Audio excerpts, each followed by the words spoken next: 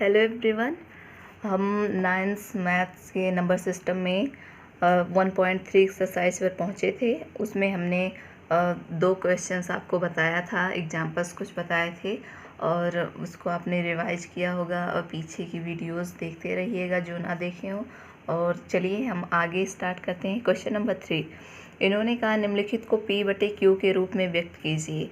ये आप इन्होंने दशमलव में दे रखा है, आपको P/Q के रूप में व्यक्त करना है, मतलब परिमेय संख्या में, जहाँ P और Q पूर्णांक हैं।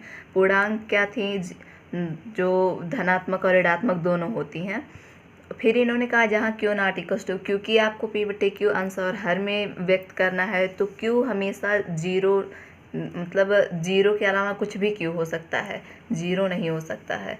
तो चलिए एक पहला देखते हैं। पहला हम देखते हैं। इन्होंने कहा 0.6, इसके ऊपर इन्होंने डैश लगाया। इसका मतलब क्या है कि ये जो जिस अंक के ऊपर डैश लगा होता है उसी अंक की बार बार पुनरावृत्ति होती है। मान लीजिए ये ऐसे ऐसे हो, हम मान लेते हैं, माना हम इसको x मान लेते हैं। x बराबर आपका इतना है, 6 आगे ऐसे ही।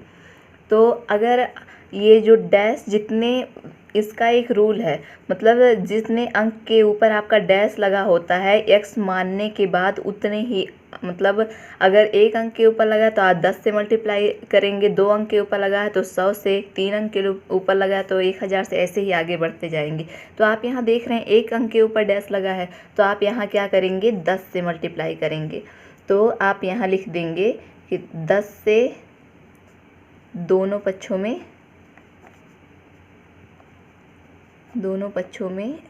गुणा करने पर,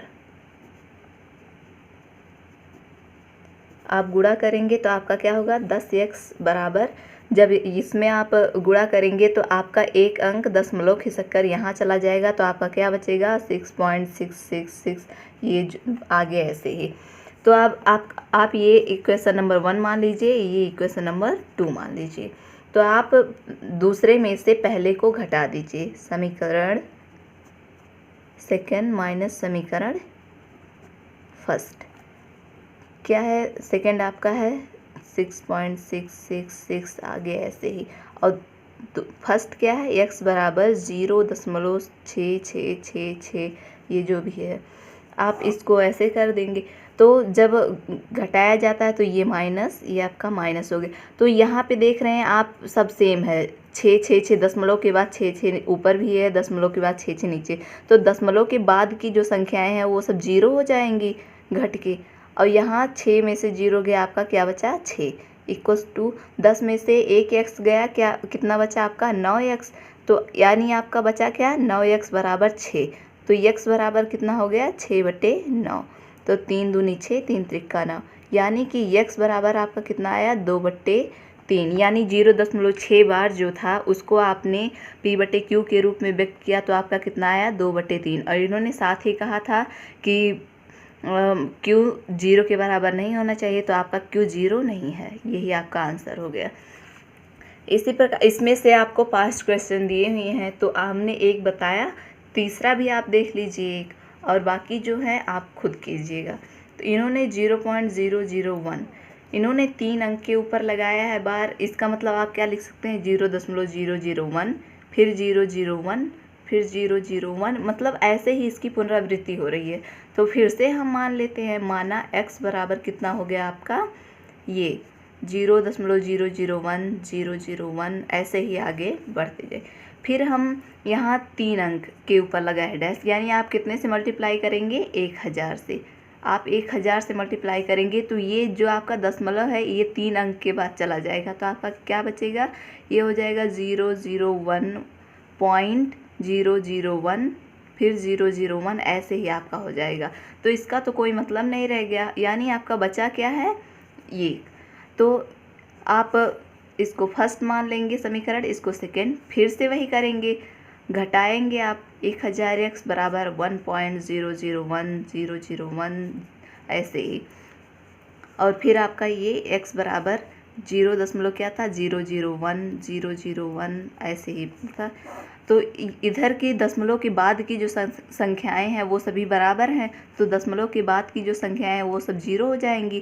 तो आपका यहाँ कितना बचा 1 जब घटाएंगे आप, और यहाँ 1 कर घटा दिया आपने तो आपका कितना बचा 999x। तो x बराबर आपका कितना हुआ 1/999।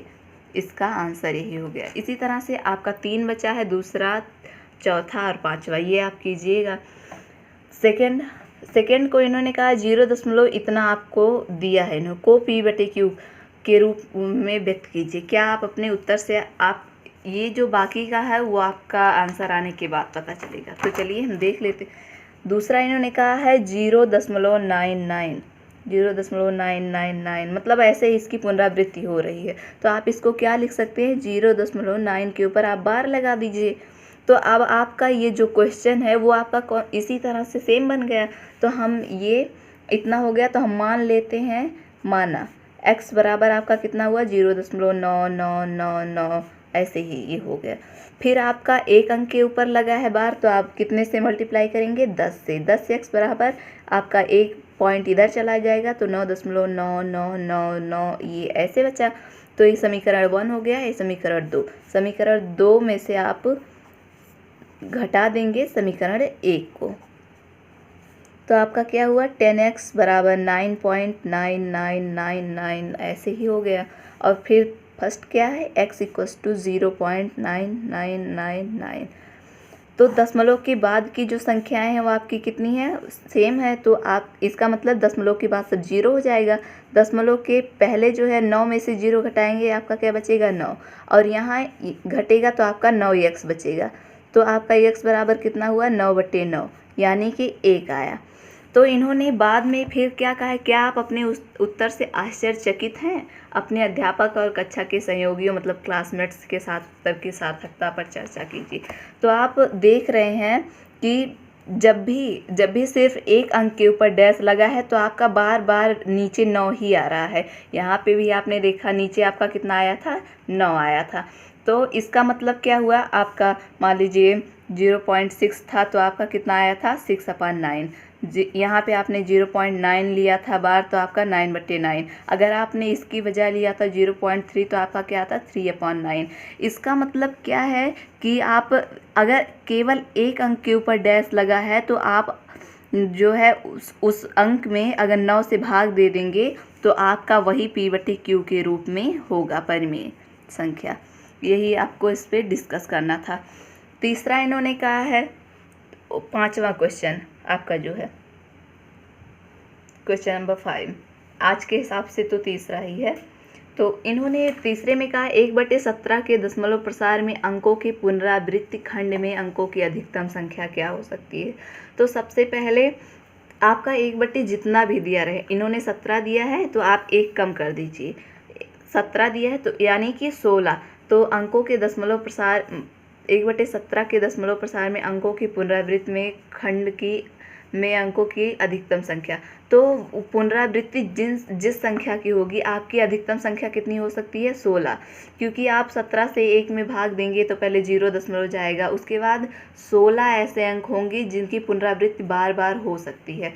तो आप लिखेंगे 1/17 के दशमलव प्रसार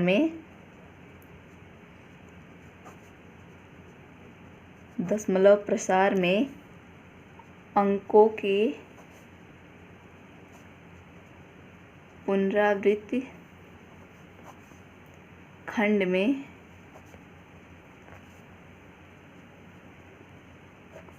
अंकों की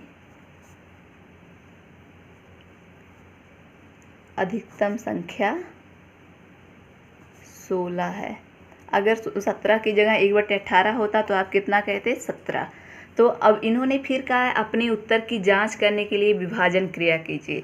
इसका मतलब इन्होंने कहा है कि आपका उत्तर सही है या नहीं, आप भाग दे के बताइए।